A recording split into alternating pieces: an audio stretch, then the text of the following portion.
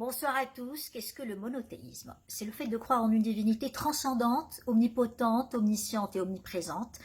Et je voudrais à ce propos corriger une erreur assez répandue qui est le fait de faire du monothéisme le monopole et l'apanage des religions abrahamiques, le judaïsme, le christianisme et l'islam. C'est faux, puisque le monothéisme, d'abord c'est le judaïsme qui est l'ancêtre de ces religions n'est pas né monothéiste, mais comme une monolatrie qui est une forme d'énothéisme. Et il y avait des religions bien antérieures au judaïsme qui sont monothéistes, comme le culte d'Aton qui est né en Égypte, comme le yézidisme qui a été créé en Mésopotamie, comme le mazdéisme, comme le zoroastrisme en Perse. Et donc je vous disais que le monothéisme est le fruit d'un long processus qui avait commencé par une monolatrie. Moshe Rabbeinu, avait d'abord proclamé l'existence d'un Dieu national tutélaire, Yahvé, mais sans nier l'existence d'autres divinités du panthéon cananéen qui était pléthorique, je vous disais, avec Yahvé, avec l'Astarté, avec El, avec Allah Asherah. Donc on ne niait pas l'existence de ces divinités, mais ce sont les divinités des autres peuples, au-delà du Jourdain. Ça ne concerne pas les Juifs. Il y avait par exemple Milcom qui était le dieu des Ammonites, il y avait Kémosh qui était le dieu des Moabites, mais ça concerne les autres. On se prosterne devant Yahvé. Ces divinités existaient, mais ce sont les divinités des autres peuples.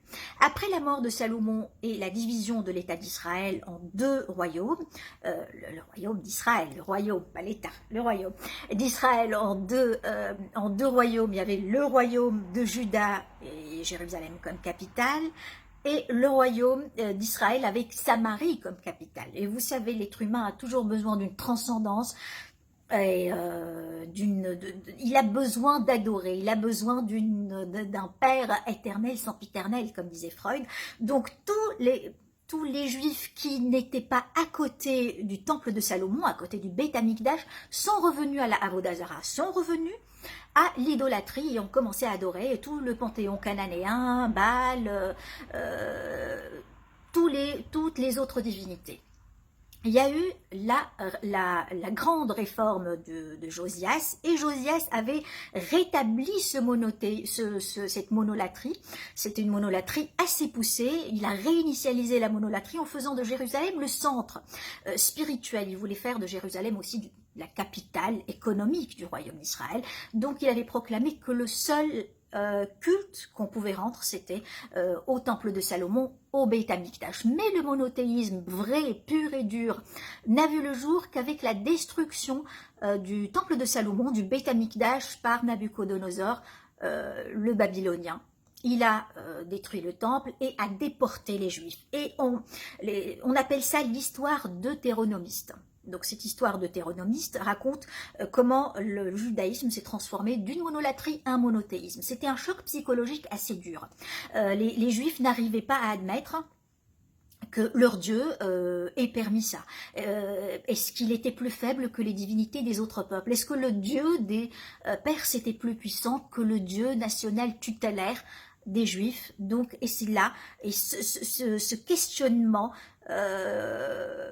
théologique et gnostique a cheminé vers le monothéisme, et c'est là où est né le vrai monothéisme, c'était avec la déportation après la destruction du Beit Amikdash. Voilà, j'espère que ce sujet vous a passionné. Pour le creuser davantage, je vous conseille ce livre-là. Voilà, je vous laisse les références.